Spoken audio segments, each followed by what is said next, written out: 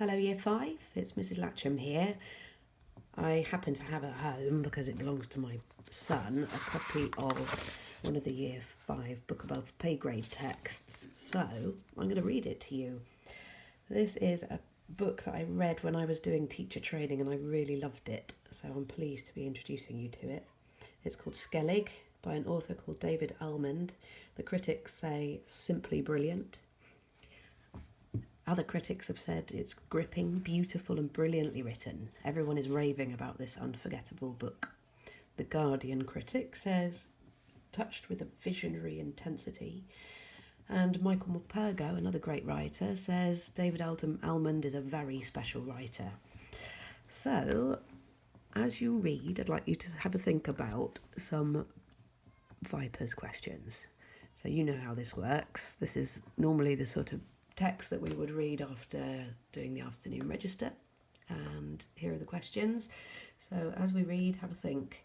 A retrieval question: where does Michael find the man? An explanation question: explain what happened to Ernie Myers, who used to own the house. And a vocabulary question: what does the estate agent Mr. Stone mean by the phrase "see it with your mind's eye"? Now have a think about those questions. We'll pause. You can pause after chapter 1 and have a chat with an adult at home. The chapters are really short, so those questions relate to chapter 1, but I'm going to read 2 chapters. Okay, chapter 1. I found him in the garage on a Sunday afternoon. It was the day after we moved into Faulkner Road. The winter was ending. Mum had said we'd be moving just in time for the spring. Nobody else was there, just me. The others were inside the house, with Dr. Death, worrying about the baby.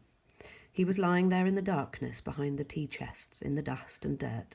It was as if he'd been there forever. He was filthy and pale and dried out, and I thought he was dead.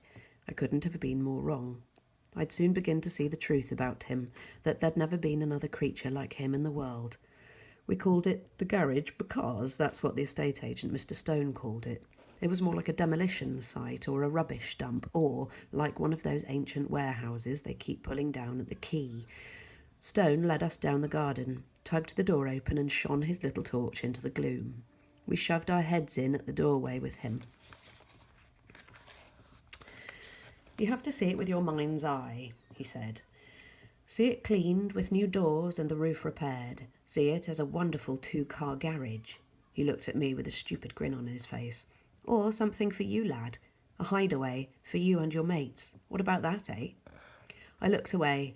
I didn't want anything to do with him. All the way round the house it had been the same. Just see it in your mind's eye. Just imagine what could be done. All the way round I kept thinking of the old man, Ernie Myers, that had lived there on his own for years. He'd been dead nearly a week before they found him under the table in the kitchen. That's what I saw when Stone told us about seeing with the mind's eye.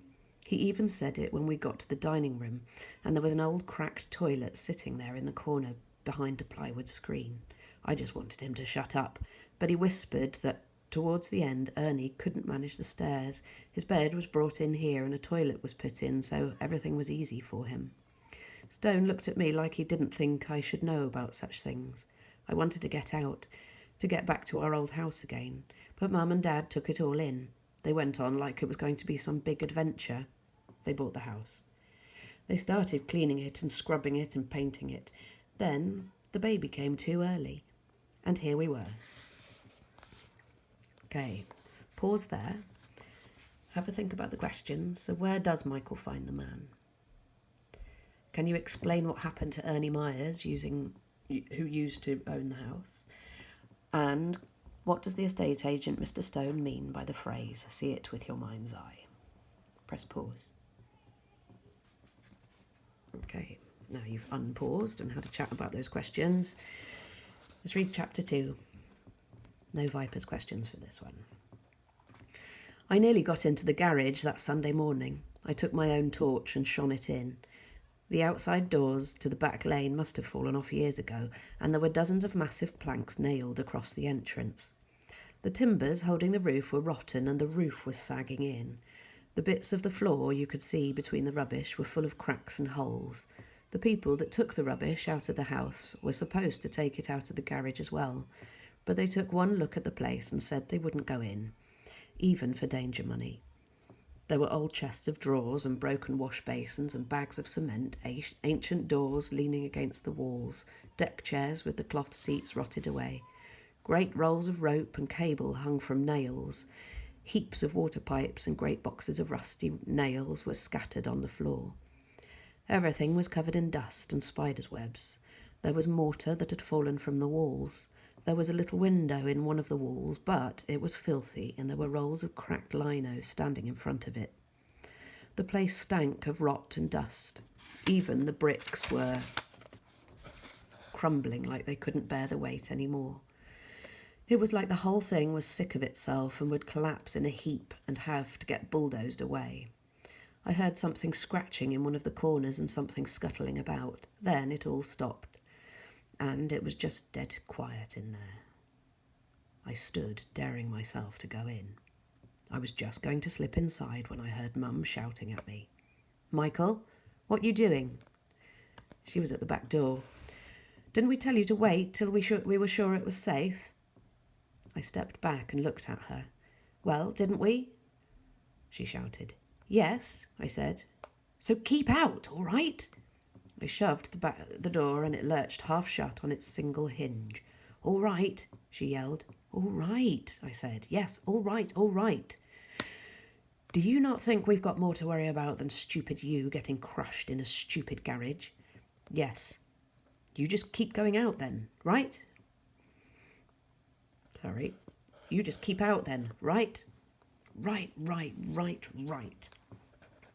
Then I went back into the wilderness we called a garden, and she went back to the flaming baby. Okay, now I know, having read books with you as a class, St. George, that you're great at asking questions of the text. So what questions do you have after reading up to chapter 2? What do you think?